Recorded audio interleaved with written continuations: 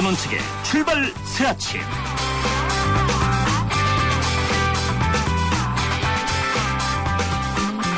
아무리 어렵더라도 간절히 바라는 것이 있을 땐 살아갈 이유가 있습니다. 그런데 몸이 편하더라도 삶에 아무런 목적이 없으면 인생은 남루해지기 마련입니다. 방송국으로 오는 길에 문득 한 생각입니다. 여러분 안녕하십니까. 출발 사침의 진우책 변호사입니다. 정치인들이 살아가는 목적은 무엇일까요? 무릇 정치인이라면 누구나 국민민복을 말하고 민생을 말합니다. 스스로의 응달보다는 국민의 행복을 추구하겠다는 말을 입에 달고 살죠. 그런데 실제는 그렇지 않은 것 같습니다. 장담하건대 자신의 이익보다 공동체의 이익을 위해 일하는 정치인들은 그리 많지 않습니다. 그런 정치인들이 있기는 한 걸까요? 4월 15일 화요일 순서입니다. 지방선거를 앞두고 열리는 4월 국회가 공회전을 계속하고 있습니다. 여야 모두 민생을 위한다고 말하지만 민생 법안은 단 한 건도 처리하지 못했습니다. 잠시 뒤 일부에서 여당 입장을 듣겠습니다. 유일호 정책위 의장을 연결합니다. 오늘 서울에서 위안부 문제를 의제로 내일이죠. 서울에서 위안부 문제를 의제로 한일 국장급 협의가 열립니다. 그런데 희망적인 결과가 나올 것이라는 예측은 없습니다. 이후에서 고위 외교관 출신 동서대 조세영 교수를 연결합니다. 경남 진주 외고에서 학교 폭력으로 학생 2명이 숨졌습니다. 이사장은 경상남도 현직 교육감의 부인입니다. 사무부에서 참교육 학부모회 김미선 진주지회장의 의견을 듣습니다. 매주 화요일은 문화로 열린 세상 문화포커스를 마련합니다. 저는 저기 출발사진 출발합니다.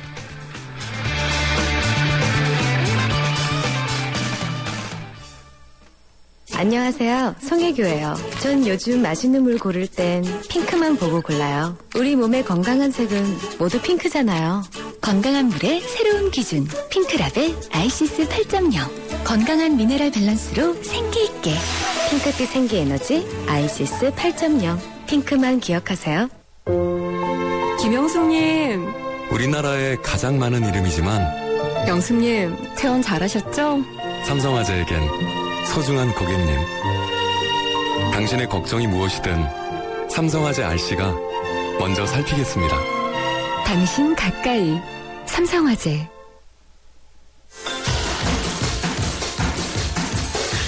뉴스의 흐름을 짚어드립니다. 뉴스의 가치를 열어드립니다. 출발 새 아침 뉴스 브리핑. 주요 뉴스를 살펴드립니다. 뉴스 브리핑 시사평론가 이종훈 박사와 함께합니다. 어서 오십시오. 네, 안녕하십니까. 오늘 조간 헤드라인 어떤 것들이 있습니까? 네, 오늘도 사실상 통일입니다. 상급에서 끄는 간첩 증거조작 윗선, 또 박 대통령 2차장 교체로 꼬리 자르기 이런 내용도 있고요. 예. 국정원 증거조작 윗선 못 밝힌 검찰, 국정원 2차장 사퇴로 끝났다. 또 여성 울리는 암곡선 이런 특집 기사와 더불어서 국정원 2차장 사퇴를 다룬 그런 언론도 있습니다. 예, 상급에서 끄는 간첩 증거 조작 윗선. 이것도 보수 쪽 신문이던데. 네, 그렇습니다. 예, 국정원 2차장은 사실 차관급이죠. 상급이 아니죠. 네. 예. 그 대공수사 그 라인 이번에 그 처벌한 그 선이 상급이다. 예, 그 선이 상급이라는 네. 얘기군요. 예. 어쨌든 간첩 사건 증거 조작과 관련해서 국정원 2차장이 사퇴를 했는데 네. 내부 쇄신이 필요하다. 이런 얘기가 많이 나오고 있죠. 네, 그렇습니다. 이 검찰 수사 결과 증거 조작 의혹이 사실로 이제 드러났고 아무래도 이게 심각하다 이렇게 판단을 해서 청와대도 어제 곧바로 사표를 이제 수리한 것으로 이렇게 알려지는데요. 박 대통령도 얼마 전에 상당한 유감을 표하면서 수사 결과 문제가 드러나면 반드시 바로잡을 것이다 이렇게 강조한 바가 있지 않습니까? 그래서 그 연장선에서 국정원 내부의 제도 개선, 시스템 정비 그리고 인적 쇄신 작업이 진행되지 않겠냐 이런 관측이 나오고 있습니다. 예, 그렇더라고 하더라도 남재준 원장에 대한 책임론은 계속 나올 수밖에 없게. 정치권에서 중심으로 해서 계속 나오고 있죠. 뭐 정치권뿐 아니라 언론 쪽에서도 이미 이 정도 같으면 남재준 원장도 어느 정도 책임을 져야 되지 않느냐. 네, 이런 그렇습니다. 얘기가 나오고 있습니다. 이 대공 수사를 이런 식으로 해서는 곤란하다. 이런 지적도 지금 또 나오죠. 네, 그렇습니다. 현재 이제 대공 수사는 검찰이 이제 수사 단계에서 지휘권을 행사하지 못합니다. 국정원에서 주로 자료를 받아서 수동적으로 이제 기소만 하고 있는 그런 그 상황인데 이러다 보니까 국정원이 이번처럼 뭐 조작한 증거 자료를 이렇게 주더라도 검증을 따로 이렇게 하지 않는 그런 그 관행이 있었다는 거죠. 앞으로 그래서 이제 대공수사에서 검찰이 좀 더 적극적으로 수사지휘권을 행사하도록 해야 하는 거 아니냐 이런 지적도 나오고 있고요. 대공수사 업무를 담당하는 직원을 검찰, 경찰 소속으로 바꾸고 다만 이제 형사소송법에 근거해서 국정원에서 일하도록 하는 그런 그 방안도 고려할 필요가 있다 이런 얘기고요. 그리고 국회 이제 국정원 개혁 논의 과정에서 나왔던 그 야당이 주장했습니다만 국정원 대공수사권 폐지 문제도 좀 함께 고려해야 한다 이런 지적이 좀 나오고 있습니다. 예, 어쨌든 이 조작된 증거를 제대로 찾아내지 못했던 검찰, 이 검찰도 망신을 당한 셈이 됐는데. 네, 그렇습니다. 앞으로 대공수사 개선 방안을 마련한다고 하죠? 네, 그렇습니다. 이번에 그 검사들 처벌 관련해서도 좀 논란이 많지 않습니까? 예. 너무 그 약하게 처벌했다. 뭐 봐주기다. 뭐 이런 얘기도 좀 있는데 이 대공수사, 이 수사라든가 공판 과정에서 적법성 시비가 좀 일어나지 않도록 그 새로운 업무 시스템을 이제 마련하겠다고 지금 이야기를 합니다. 뭔가 개선 방안을 이제 마련할 예정이라 그러는데 이 논의와 관련해서 이 공안부만의 시각으로는 개선책 마련에 한계가 있을 수 있기 때문에 이 대검찰청 전 부서 대상으로 의견을 묻는다 그러고요. 외부기관, 그 검찰개혁심의위원회의 자문도 요청할 계획이라고 합니다. 예, 이 북한 무인기 사건이 어제도 하루 종일 우리 정치계를 시끄럽게 했는데. 네, 그렇습니다. 예, 여야 정치인들이 또 주고받기 말 때문에 더욱 컸던 것 같습니다. 그런데 북한이 느닷없이 특히 조평통이 이게 자기들이 소행임을 부인을 하고 또 이 국방위원회 검열단입니까? 이게 무인기 사건 공동조사를 제의하고 나섰죠? 네, 그렇습니다. 이 무인기 사건의 북소행설은 철두철 미 천안호 사건의 복사판 이런 제목의 진상공개장을 어제 국방위원회 검열단이라는 곳에서 발표를 했어요. 이 제2, 제3의 천안호 사건을 계속 날조해내는 조건에서 이 모든 것을 해명할 용의가 있다. 모든 북소행 관련 사건들을 공동조사하자는 입장에는 변함이 없다. 이렇게 얘기를 하면서 진상조사에는 남조선의 국가안보를 총괄한다는 청와대 김장수 안보실장이 대표해서 나오면 될 거다. 이렇게 협상 파트너까지 지정하는 그런 일이 있었습니다. 국방위원회 같으면 수장이 김정은 아닙니까? 그렇죠. 예. 네. 최고 권력기관. 예, 최고 권력기관이 직접 이제 나서서 공동조사하자 이렇게 나왔는데 네. 뭐 우리가 응할 이유는 없습니다만은 잠시간 지금 미국 전문가들이 오늘부터 이 무인기 조사에 참여하죠? 네, 그렇습니다. 이 당초 뭐 한 5명 정도 되지 않겠냐 이랬는데 그보다 숫자가 좀 많다 그래요. 8명 내지 9명 수준인 것으로 알려지는데 어제 입국을 했고 이제 그동안 조사 과정 또 조사 결과 청취를 했습니다. 오늘부터 이 국방부가 민관 합동으로 구성한 과학조사 전담팀 여기에 이제 합류할 것으로 알려지고요. 소형 비행체 제작 기술, 뭐 컴퓨터 소프트웨어, 메모리 칩 여러 분야에서 이 오랜 경험이 있는 기술자들이라 그러고 무인기가 북한에서 제작됐다라고 하는 확실한 증거를 찾는 일, 이 작업에 투입이 될 예정입니다. 예, 고맙습니다. 여기까지 듣겠습니다. 네. 예, 지금까지 시사평론가 이종훈 박사였습니다.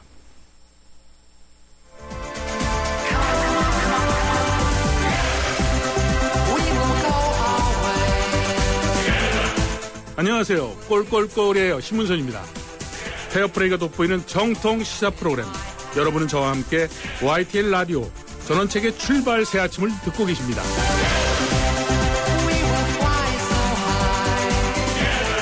지방선거를 앞두고 야당이 기초선거 무공천 방침을 철회하면서 선거 프레임이 바뀌고 있습니다. 여야는 모두 민생 정치를 내걸고 있죠. 그런데 막상 국회에는 처리되지 못한 민생 법안들이 절비합니다. 그런데 당장 7월부터 지급해야 하는 기초연금은 석 달째 여야가 평행선을 달리고 있습니다. 단말기유통법, 신용정보보호법, 전기통신사업 등 미처리 중요 민생 법안을 꼽기에는 열 손가락으로도 모자랍니다. 여야는 지금 책임 떠넘기기에 급급합니다. 여당은 야당이 특정 사안의 민생 법안을 연계시키는 연계투쟁 때문에 법안 처리를 못하고 있다고 주장합니다.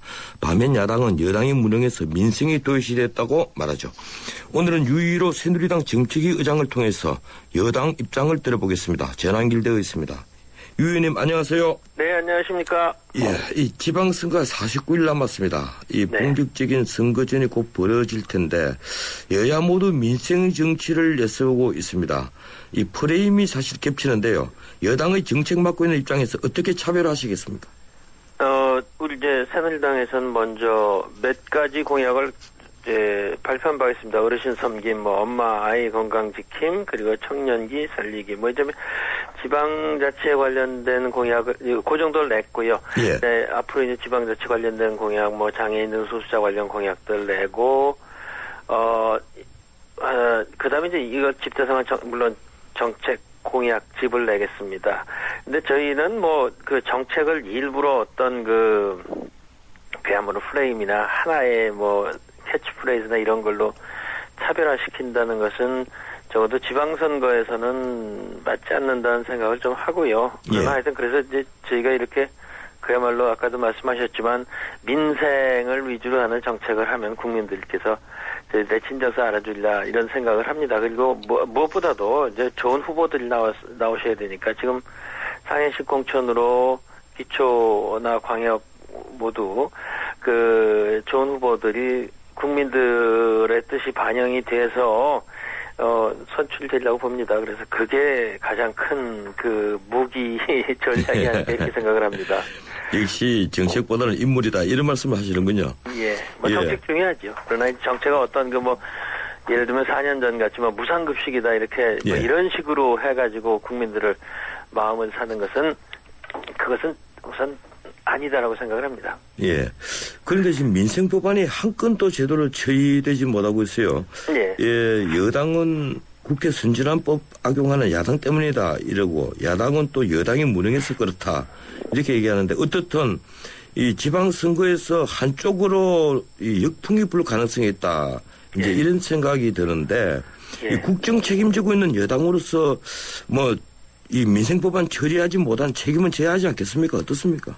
예, 사실 그것이 이제 저희가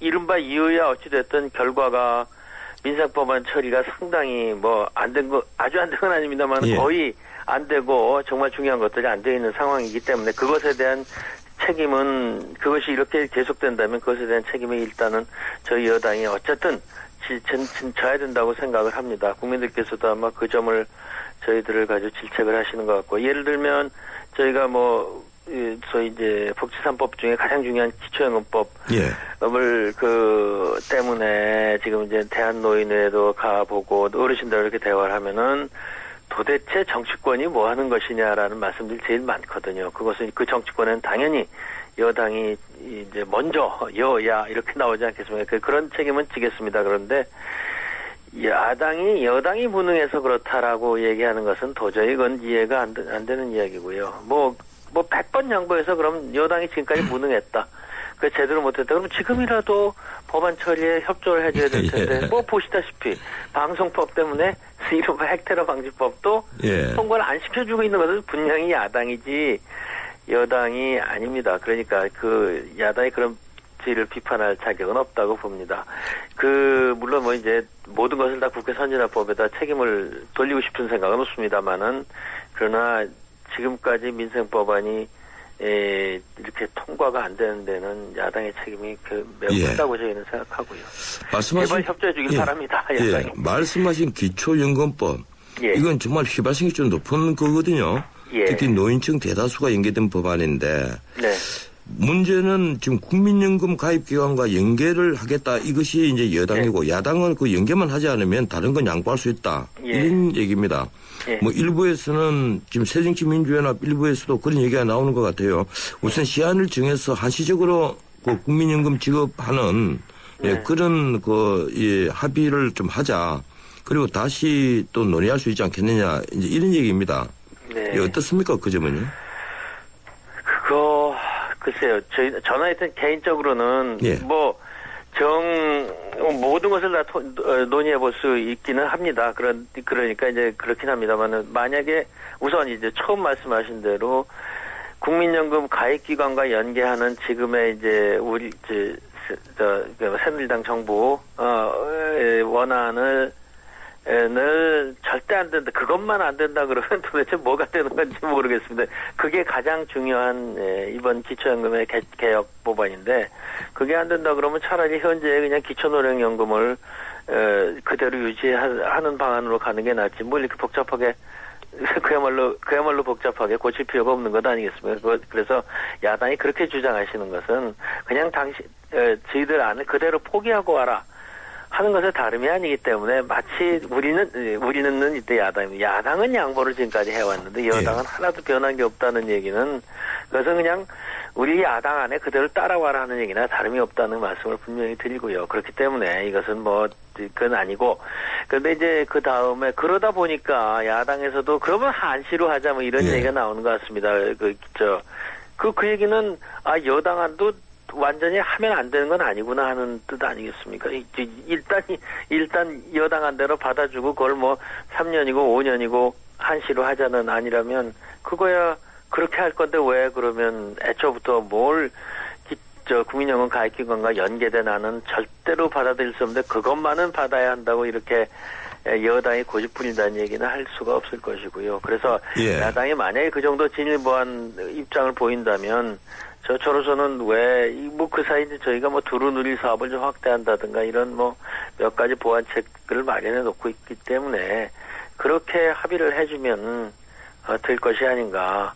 그야말로 정말 이게 한시법으로서 그렇게 필요하다 그러면은 그야말로 지금 야당이 다수당이 됐을 때 바꿀 수도 있는 것이겠죠. 그러나 저는 연금법 같은 것을 굉장히 장기적인 효과를 가져오고 있는 것을 그렇게 한시법으로 하는 것은 좀 문제 있는 발상이라고 생각을 합니다. 근데 문제는 지금 7월 지급을 위해서는 내일까지 법안 체결을 해야 한다. 이게 정부가 찾아낸 시한이더라고요. 그렇습니다. 준비 기간 때문에. 그러면 통과가 이제 될 것은 거의 이제 무망한데 어떤 대책 가지고 있습니까?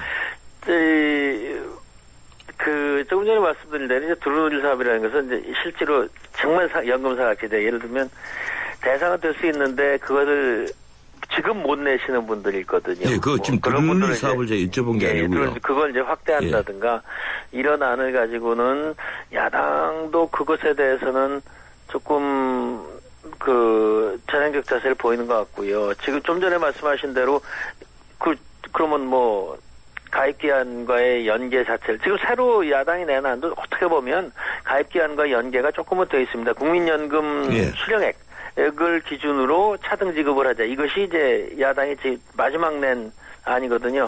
그럼 국민연금 수령액은 가입기한과도 연관이 돼 있긴 돼 있거든요. 더하기 이제 자기가 낸 돈하고 연관이 있다는 문제인데 그래서 완전히 가입기한과의 연관 자체를 부인하는 건 아닌 것 같습니다.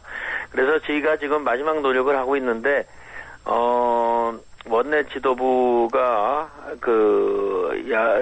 새정치민주연합의 원내 지도부하고 좀 마지막 타결을 위해서 노력을 하고 있는 것으로 알고 있습니다. 그래서 이제 그걸 조금 기다려봐야 되겠군요. 기다려봐야 되지 않나 이렇게 생각을 합니다. 지금 요사이 여러 가지 이게 정보 유출 이런 것 때문에 국민들이 신경이 날카로워지는데 지금 정무위에서 신용정보보호법 이런 법안조차도 지체가 되고 있어요. 그럼 원인을 보니까 임을 위한 행진곡을 5.18 민주화운동 기념곡으로 해야 한다. 이런 야당 주장이 받아들여지지 않으니까 그런데 새누리당이 이 곡을 5.18 기념곡으로 하는 걸 반대하는 이유는 뭡니까? 기념곡이라는 것은 그야말로 전례가 없다고 합니다. 그래서 이제 애국가도 기념곡으로는 물론 애국가야 기념곡의 차원을 넘어서는 거긴 하겠습니다만은 우리 5대 경축이라고 하는 광복절이라든가 3.1절이나 여기 다 노래를 부르지만 그것이 기념곡으로 지정된 것은 아니란 저도 참 몰랐습니다. 기념곡으로 지정된 적은 없다 이렇게 됩니다. 그래서 광복의 노래, 3.1절 노래, 또 현충일 노래 이런 것들이 다 기념곡은 아니고 그냥 부르는 것이기 때문에 기념곡 지정은 말하자면 전례가 없다. 이런 정부의 입장입니다. 저희 새누리당에서도 전례가 없는 것을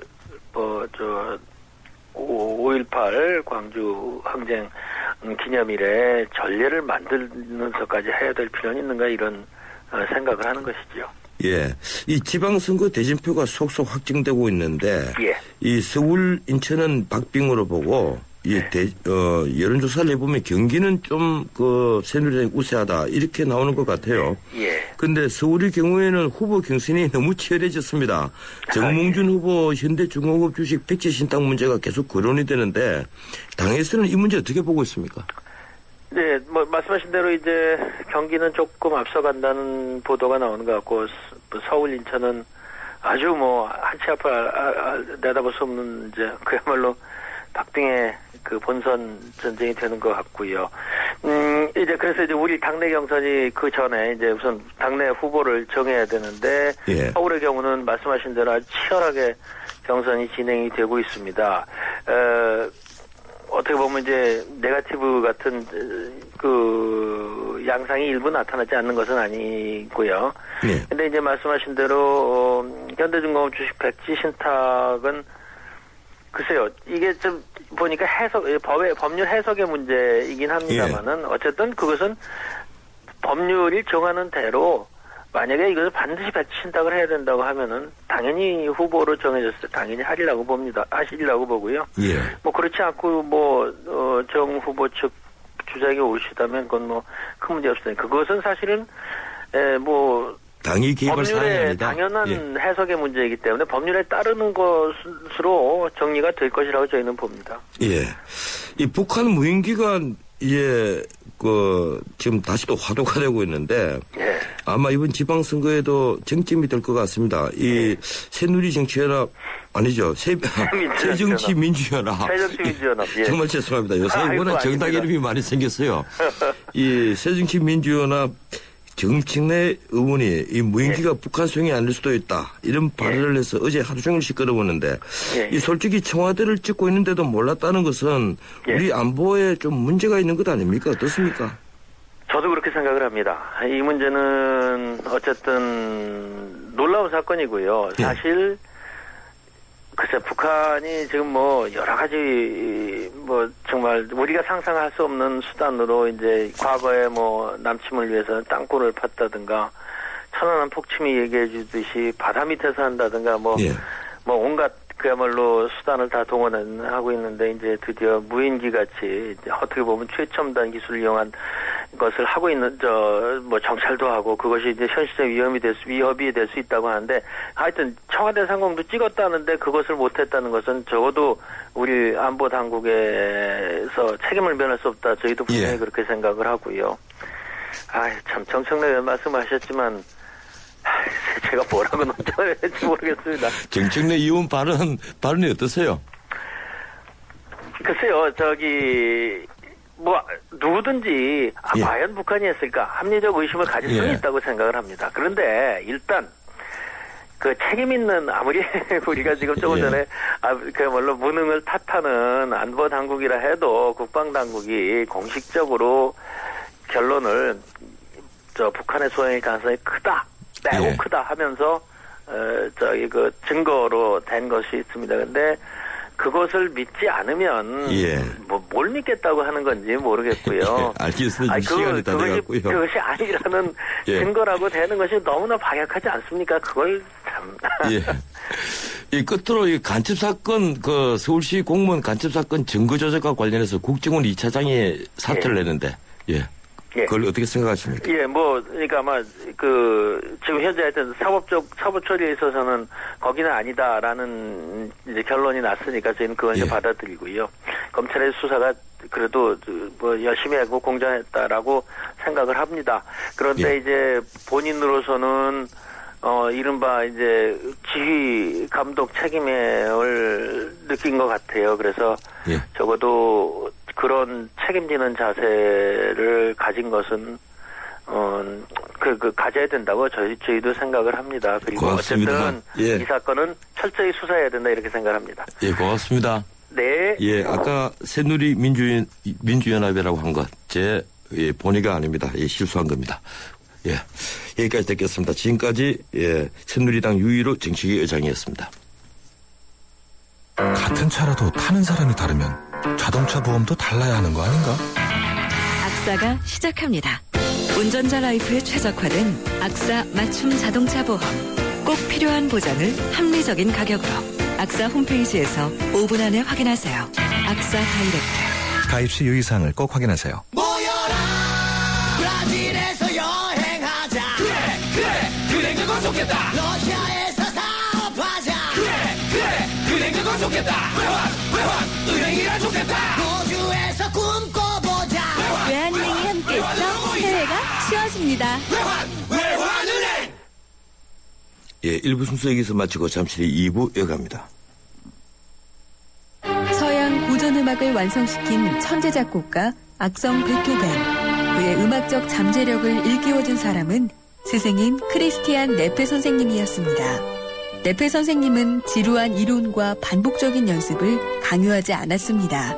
이탈리아와 프랑스, 독일의 유명한 오페라를 감상할 기회를 마련했고 어린 베토벤이 음악에 대해 더 깊이 느끼고 생각할 수 있도록 이끌었습니다. 가르치는 것이 아니라 깨우치는 교육, 아이들의 잠재력을 활짝 꽃피우는 우리 교육의 희망입니다. 이 캠페인은 I am the key, 눈높이 대교와 함께합니다. YTN 라디오 상암시대 개막 특집 대국민 인터뷰 공모전. 예, 여러분 안녕하십니까. 손석희입니다. YTN 라디오에서 대국민 인터뷰를 공모하고 있군요. 이와 관련해 1분 토론을 준비했습니다. 자, 먼저 이승엽 선수 나와주셨네요. 안녕하세요. 이승엽입니다. 근데 인터뷰는 기자들만 하는 거 아니에요? 류중일 감독님이라든지 준혁이 형 이런 분들, 이런 사람들 해도 되는 거예요? 네, 좋습니다.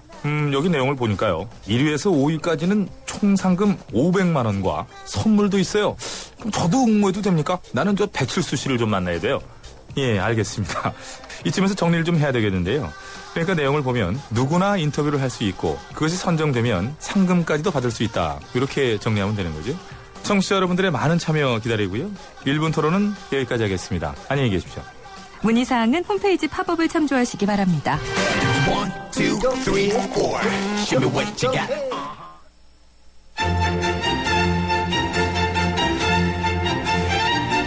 출근길 정통 시사 라디오 프로그램 YTN 라디오 전원책의 출발 새 아침. 예, 출발 새 아침 2부입니다. 지금 시각은 7시 37분 됐습니다. 출근길 도로 정보 알아보겠습니다. 김정윤 캐스터. 네, 출발 새 아침 교통정보입니다. 분당 수서로 도심 쪽으로 사고가 발생했습니다. 수서나들목 부근이고요. 3차로 추돌 사고 때문에 복정에서 수서까지 정체가 되고 있는데 옆에 언주로 역시 내곡나들목에서 구룡터널까지 시속 20-30km 미만입니다. 동부화산도로 도심 쪽으로는 창동교에서 월계 1교, 중랑교부터 성동교까지 밀리고 의정부 쪽으로도 창동교부터 수락 지하차도까지 정체가 되고 있는데요. 옆에 동 2로는 비교적 여유가 있습니다. 다만 이어지는 영동대교 가 북단에서 남단, 옆에 청담대교도 북단에서 남단 쪽으로 밀립니다. 출발 새 아침 교통정보였습니다. 해나루 하나면 돼. 식탁 가득 행복해. 좋아 해나루. 살진 해나루 쌀에 감자 사과도 있어. 당진 해나루. 우리 집 건강지킴이 행복지킴이 당진 해나루. 당신을 위한 참 좋은 먹거리 당진 해나루. Love you, love you, love you 지금 섞어봐요. Love you, love you, love you 이리 예뻤나요? Love you, love you, love you 블렌딩을 해봐요. 요래 Love you라는 요거트에 흠뻑 빠져버렸어. 프리미엄 블렌딩 요거트, 행복을 가득 담은 요거트 Love you 서울우유. 하나의 스프링, 믿기 힘든 두 가지 플레이. 넥스트 침대 가격이 탄생시킨 하이브리드 테크에 누워보세요. 부드럽게 맞춰주고 단단하게 또 한 번 받쳐주죠. 원 스프링, 투 플레이. 에이스 하이브리드 테크. 가우디를 만나러 가는 길에서, 산티아고 순례길에서 각자 다른 길 위에서 사람들은 같은 말을 합니다. 인생에 한 번은 스페인에 가보라고 말이죠. 당신의 유럽은 어디였나요? 지금까지 내가 사랑한 유럽 탑10이었습니다. 대한항공 유럽 11개 도시 최다 노선 운항. Excellence in flight. Korean Air.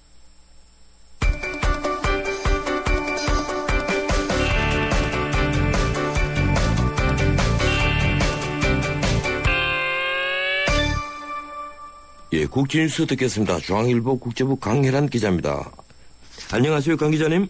네, 안녕하세요. 예, 우크라이나가 동부 지역의 친러시아 무장 세력에 대해서 군대를 동원해서 진압하겠다 이렇게 최후 통첩을 했죠. 이 동서간 내전의 위기가 우려된다면서요. 네, 알렉산드르 트루치노프 우크라이나 대통령 권한대행이 현지 시간 13일 동부 지역의 친러시아 무장 세력을 군대를 동원해 진압하겠다는 최후 통첩을 했습니다. 그런 무력을 동원한 테러 행위에 대해서는 대응하지 않을 수 없다면서요.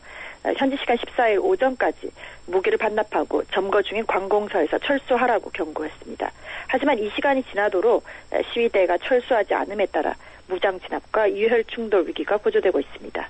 동부 도네츠크주의 슬라반스키 등 주요 도시에서 관공서를 장악한 친러 세력은 러시아의 도움을 요청하고 있습니다.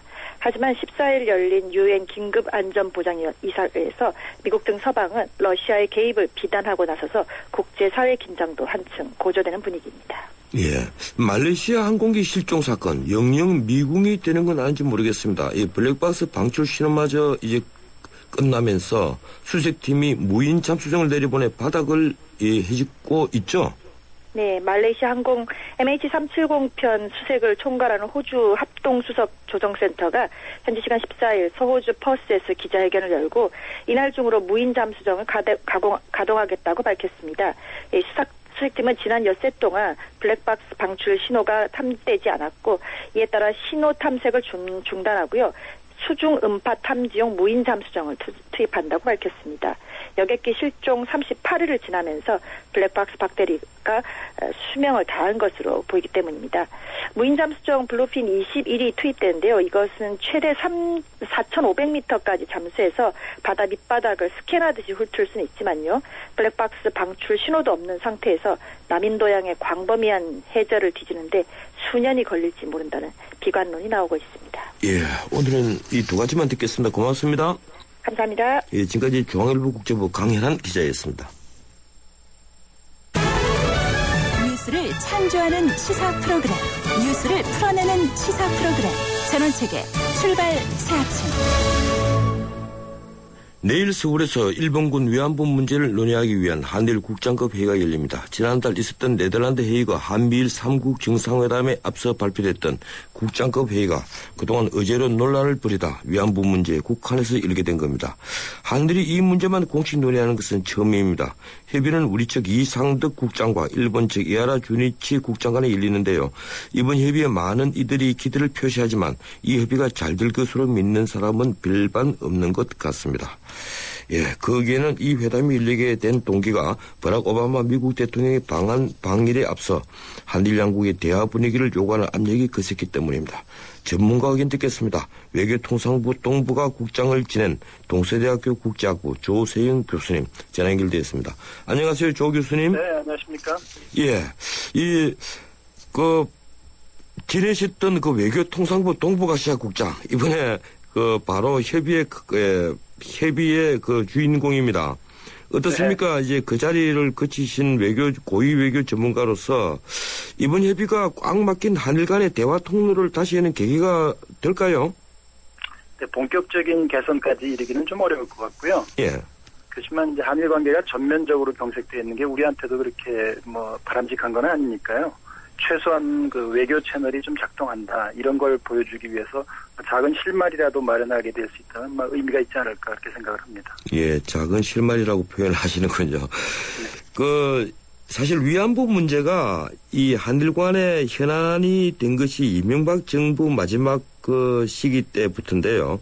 사실 네. 언론에서 그런 얘기를 합니다. 우리가 위안부 문제에 너무 치중하다 보니까 우리가 선택할 다른 카드가 없어지지 않느냐 이런 지적이 있거든요. 그 점을 어떻게 보십니까? 근데 위안부 문제가 사실은 한 20년 넘었어요. 예. 외교 현안으로 지금 제기된 게 20년이 넘고 그간에 여러 가지 일이 있어서 아주 뿌리 깊은 그런 문제인데요. 국민들의 관심이 또 그만큼 높으시고 그다음에 이게 이미 국제적인 이슈가 돼버렸습니다. 예. 그래서 한일 외교 관계에서는 이 문제를 피해갈 수가 없는 그런 상황이 돼버렸어요. 예, 그렇군요. 일본 아베 신조 총리는 그동안 731이라는 숫자가 적힌 전투기에 올라서 엄지손가락도 세우는 등 이런 모습으로 우리를 또 자극을 하고 독도 문제로 계속 또 도발을 하고 있습니다. 거기다 야스쿠니 신사 참배 문제는 정당한 행위다. 이런 주장을 하고 있고요. 설사 일본이 위안부 문제에 전향적인 입장을 보인다 해도 경직된 한일 관계가 완전히 해소될 수 있을까요? 아베 총리 정치 철학이랄까 소신이 전후 질서에서의 탈피라는 겁니다. 그 무슨 얘기냐면은 패전국으로서 일본이 이제 감수해야 됐던 전후 질서가 있는데 그러한 것들을 벗어나겠다는 거죠. 그래서 설사 위안부 문제에서 진전이 있다 하더라도 그런 의미에서 보자면 아베 총리의 정치 철학이 바뀌지 않는 한 경직된 한일 관계가 완전히 해소되고 하기는 어려울 걸로 봅니다. 한계가 있을 겁니다. 예, 어쨌든 박근혜 정부 출범 이후에 한일 정상회담이 열리지 못하고 있는데요. 일본은 위안부 문제 협의를 계기로 정상회담을 추진을 할 것 같습니다.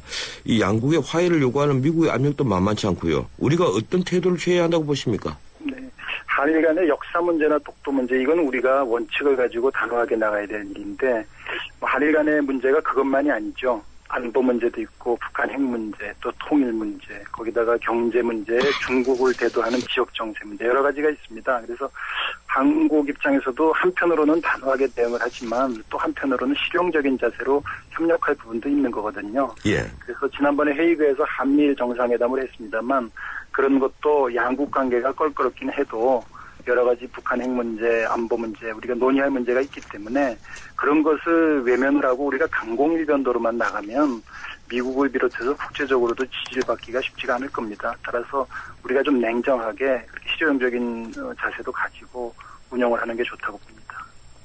이번 국장급 협의에서 일본은 위안부 문제만 다루는 걸 반대를 했습니다. 독도 문제를 함께 다루자 이렇게 주장을 했는데 이런 일본의 태도는 어떻게 보십니까? 네, 그것은 이제 의제를 가지고 줄다리기 하는 거죠. 예. 일본 입장에서 보면은 한국이 관심 있는 것만 갖고 논의할 게 아니라 자기들이 관심 있는 것도 테이블에 좀 올려놓고 같이 하자 이렇게 얘기를 하고 싶은 건데 이번에는 끝까지 고집을 부리지는 않은 것 같아요. 그래서 우선 위안부 문제 한정을 해서 한다는데 동의를 하는 것 같은데 아마 앞으로는 일본이 계속 그런 시도를 할 걸로 봅니다. 예. 일본은 위안부 문제는 1965년 한일 청구권 협정으로 전부 해결됐다. 이제 이런 입장인데 그때 사과도 하고 보상도 했다. 이제 이런 주장을 하는데요. 일본이 이런 논리에 우리가 어떻게 대응을 해야 합니까? 네. 오바마 대통령이 방문을 하면은 이제 한일 관계 개선을 촉구를 할 테니까 일본이 이제 노력을 한다는 의미에서 협상에는 응했지만 말씀하신 대로 기본 입장에 변화가 없거든요.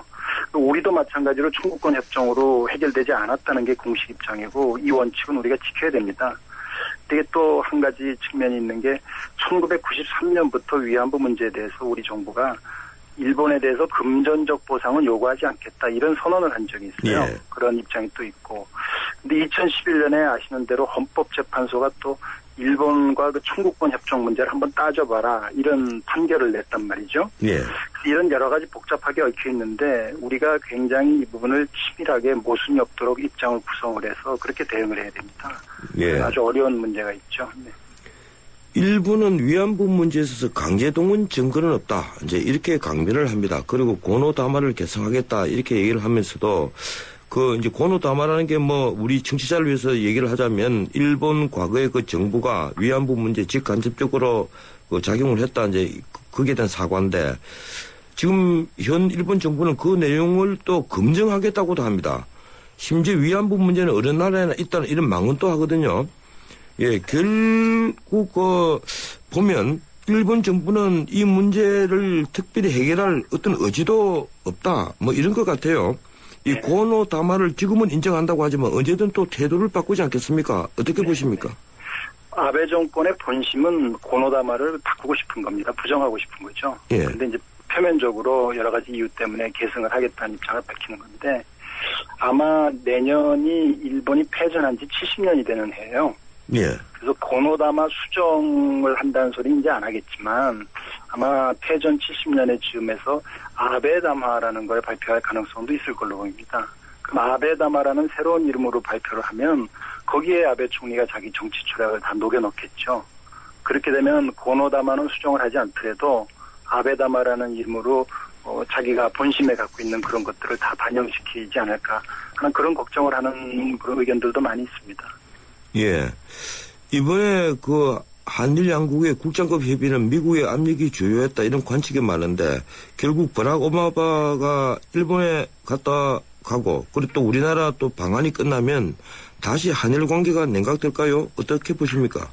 한일 관계 역사가 쭉 그랬습니다만은 결국은 오르락내리락 반복을 하게 될 것 같습니다. 그래서 미국 오바마 대통령이 아시아 방문하는 계기에 조금 3자 회담도 하고 여러 가지 모양 진전이 있었습니다만은 아마 근본적으로 아베 정권의 입장이 바뀌지 않으면 한일 관계가 그 냉각된 상태가 그렇게 쉽게 전면적으로 회복되기는 쉽지 않을 겁니다. 낙관하기 어렵다고 봅니다.